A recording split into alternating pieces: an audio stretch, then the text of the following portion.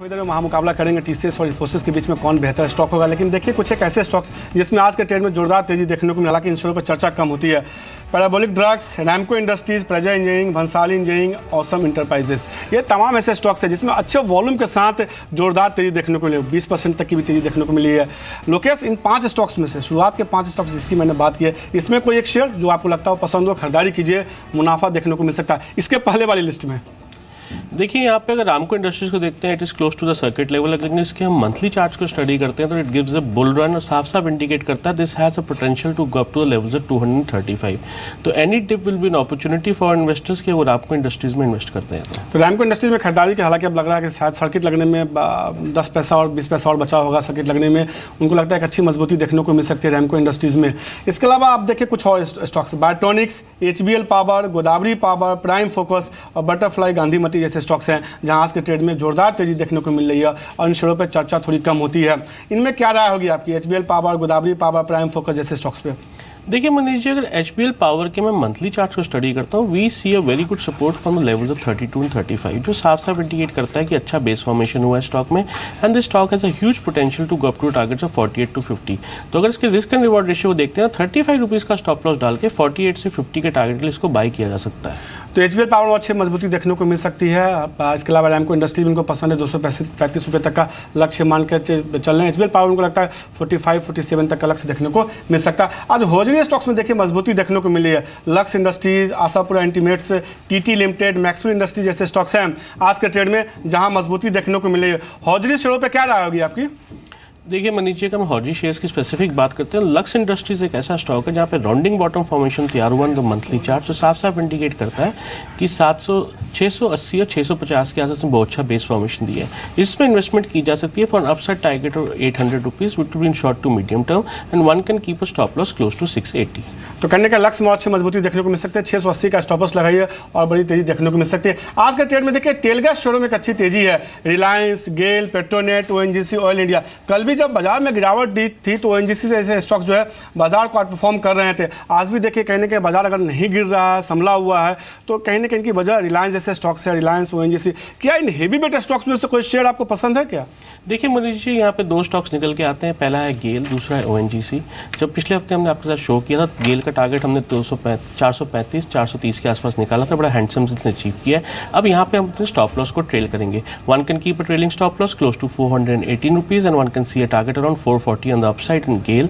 और अगर ONGC की बात करें तो 250 का स्टॉप लॉस डाल के 300 के लक्ष्य किलो से अपनी पोजीशन को मेंटेन किया जा सकता है। तो गेल 440 रुपये तक का लक्ष्य मान के चल रहे हैं, उनको लगता है और अच्छी मजबूती देखने को मिल सकती है। OMCs में भी आज के ट्रेड में देखिए खरीदारी देखने को मिली है। BPCL, HPCL, IOC जैसे स्टॉक्स है जहाँ एक अच्छी मजबूती देखने को मिली है। OMC स्टॉक्स में क्या राय होगी आपकी?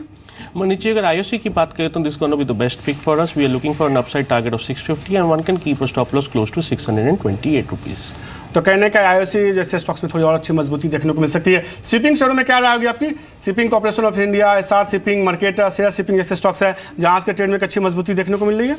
देखिए मनीष जी, शिपिंग सेक्टर ऐसा सेक्टर है जिसमें we are not very bullish about it. Will be maintaining a sideline view on regarding the shipping sector right now. तो कहने के शिपिंग स्टॉक्स में अच्छी मजबूती देखने को मिल सकती है। एक और सेक्टर देखिए जहां तेजी है, सीमेंट स्टॉक्स में देखिए आज के ट्रेड में मजबूती देखने को मिल रही है। खासतौर पर रेन इंडस्ट्रीज, आंध्रा सीमेंट जैसे स्टॉक्स हैं जहां मजबूती है। Ramco cement, OCL India, Heidelberg cement, खासतौर पर छोटे मझोले सीमेंट स्टॉक्स में खरीदारी है। और जिस तरह से मानसून के बाद इनके डिमांड में सर्ज देखने को मिलेगा। पिछले दिनों सीमेंट कंपनियों ने मुंबई में कीमतें बढ़ाई थी, उसका फायदा हो रहा है इन कंपनियों को। 1-2 स्टॉक्स जो आपको लगता है छोटे मझोले सीमेंट में जो आपको पसंद हो? यहाँ पे JK सीमेंट हमारी पसंदीदा पिक रहेगी। We are looking for an upside target close to 1000 rupees and one can keep a stop loss around 940। तो JK सीमेंट में और अच्छी मजबूती देखने को मिल सकती है। खरीदारी करने की सलाह दे रहे हैं। लोकेश उनको लगता है तेजी देखने को मिल सकती है। लेकिन एक सेक्टर जो आज सबसे ज़्यादा प्रेशर में है, IT स्टॉक्स है जहां दबाव देखने को मिला। खासतौर पे इन्फोसिस के नतीजे थोड़े गाइडेंस घटाया गया, उसके बाद हमने देखा एक समय शेयर में करीब 4% गिरावट देखने को मिली थी। अब थोड़ा संभलता हुआ दिखा है। TCS में भी हमने देखा कि नतीजों के बाद अब देखिए यहाँ भी एक अच्छी रिकवरी देखने को मिली। तो क्या TCS और इन्फोसिस के नतीजे डराने वाले हैं, चिंताजनक है या नहीं? यहाँ से मौका खरीदारी के चलिए। इसी पे हमने एक महामुकाबला करने की कोशिश की है। सुमित और दीपाली मेरे साथ जुड़ चुके हैं इसी मुद्दे पर बात करने के लिए। सुमित, अब तो बहुत कुछ ब्रोकरेज हाउस की रिपोर्ट भी आ गई होगी, काफ़ी कुछ पिक्चर जो है साफ हो रहा है। क्या लगता है कि इन्फोसिस और TCS में अब यहाँ से एक मौका देखने को मिल सकता है? और दोनों में अगर कहें तो कौन बेहतर साबित होता है? शुक्रिया मनीष। देखिए, दोनों के लिए एक चीज़ तो जरूर कॉमन है कि दोनों बॉटम प्राइस के आसपास है। यहाँ से बहुत ज़्यादा खोने के लिए कुछ नहीं है, हाँ पाने के लिए बहुत कुछ दिख सकता है। ये मैक्रो इकोनॉमिक सिनेरियो को मद्देनजर मानते हुए कह सकते हैं।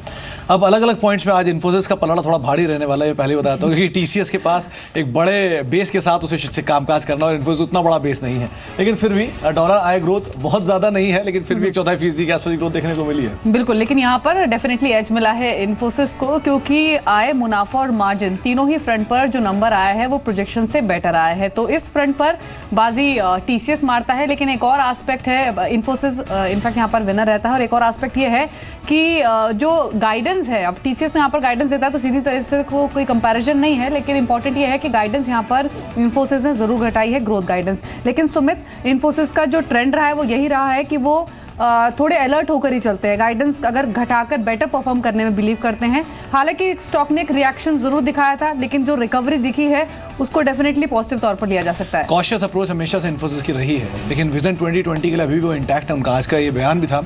लेकिन ऑन द कॉन्ट्ररी अगर टीसीएस की बात करें तो रुपए की जो आय ग्रोथ है वो काफ़ी चिंताजनक रही है। लेकिन हाँ, कॉन्स्टेंट करेंसी ग्रोथ जो है वो कंपनी ने साउंड दी है, 3-3.5% के आसपास की ग्रोथ वहाँ से भी आई है। लेकिन अदरवाइज रुपए रेवेन्यू जो है वहाँ पे एक स्लो डाउन है, जबकि हेजिंग को लेकर थोड़ा कंसर्न जरूर दिखाई पड़ रहा है। ये एक एज थोड़ा सा टीसीएस को जरूर मिल जाता है कंपेरेटिवली इन्फोसिस के। लेकिन बाकी अगर क्योंकि इन्फोसिस की अपनी गाइडेंस के पार्ट को अगर हटा दिया जाए तो एक स्ट्रॉन्ग क्लाइंटेल है, एक स्ट्रॉन्ग क्लाइंट एडिशन भी है।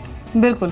साथ ही सेकंड हाफ की अगर परफॉर्मेंस की बात करें, फिर यहाँ से गोइंग फॉरवर्ड आउटलुक कैसा रहेगा, तो उसमें सबसे पहले तो इन्फोसिस की ओर से जो अपडेट है वो ये है कि स्थिर करेंसी आय ग्रोथ है।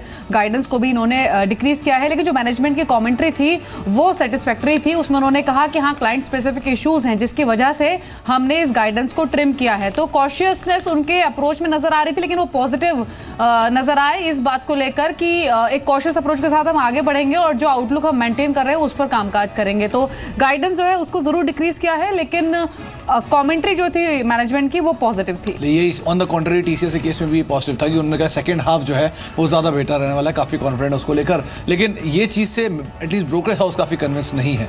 शायद ये एक बड़ा सेटबैक टीसीएस के लिए इस बार रहा है। इन्फोसिस ऑन द कॉन्ट्ररी शायद अभी तो क्योंकि हाउसेस के व्यू आए नहीं है, लेकिन जो कमेंट्री आ रही है वो एटलीस्ट सकारात्मक मानी जा रही है। बिल्कुल, अब तक हाउस व्यूज तो नहीं आए हैं, लेकिन जिन भी बड़े एक्सपर्ट्स से सुबह तक बातचीत हुई है, फिर जो भी की टेकअवेज आए हैं एक्सपर्ट्स की ओर से, उनका मानना यही है कि इस प्राइस पर इन्फोसिस डेफिनेटली एक बाय है। ब्रोकर हाउसेस के तो लेटर इन द इवनिंग या फिर कल मॉर्निंग में आएंगे, लेकिन एक्सपर्ट्स की ओर से डेफिनेटली नंबर्स के बावजूद इस प्राइस पर एक खरीदारी की सलाह दी जा रही है। इनफैक्ट मनीष, दोनों ही केस में एक चीज़ जो कॉमन और दिखाई पड़ रही है वो है वैल्यू। अगर आप देखिए तो इन्फोसिस करीब 18 के मल्टीपल पे शेयर कामकाज कर रहा है। वैल्यू वाइज बहुत ज़्यादा कंसर्न नहीं है। ऑन द कॉन्ट्री टीसीएस के साथ भी ऐसे ही है कि बहुत करेक्शन ऑलरेडी देखी जा चुकी है। इन्फोसिस 2 दिन से चला है, इसलिए शायद मुनाफा वसूली है। टीसीएस 2 दिन से गिरा है और शायद इसीलिए उसमें अपटिक्स आ रहे हैं। और इसीलिए दोनों ही आधार पर ये चीज़ कॉमन है कि वैल्यू वाइज दोनों शेयर साउंड दिखाई पड़ रहे हैं, डिस्पाइट नंबर्स कैसे भी हों। सुमित, दीपाली और लोकेश 3 हैं। मैं सर्वे कर लेता हूँ यहाँ पे। सुमित, इन्फोसिस टीसीएस क्या पसंद करेंगे? मैं तो टीसीएस के साथ ही जाऊंगा। बट दीपाली, इन्फोसिस। लोकेश आप क्या पसंद करेंगे? जी, मैं तो दोनों के साथ ही जाना पसंद करूंगा, बट ऑन कंफ्यूजन मतलब बरकरार है कि कहीं ना कहीं दोनों स्टॉक, जैसा सुमित ने बताया, वैल्यूएशन सस्ते हो गए हैं खरीदारी करने के मौके। और दीपाली ने ऐसा बताया, कई सारे ब्रोकरेज हाउसेज ने कहा है कि यहाँ खरीदारी करनी चाहिए, गिरावट के बाद एक अच्छी मजबूती देखने को मिल सकती है।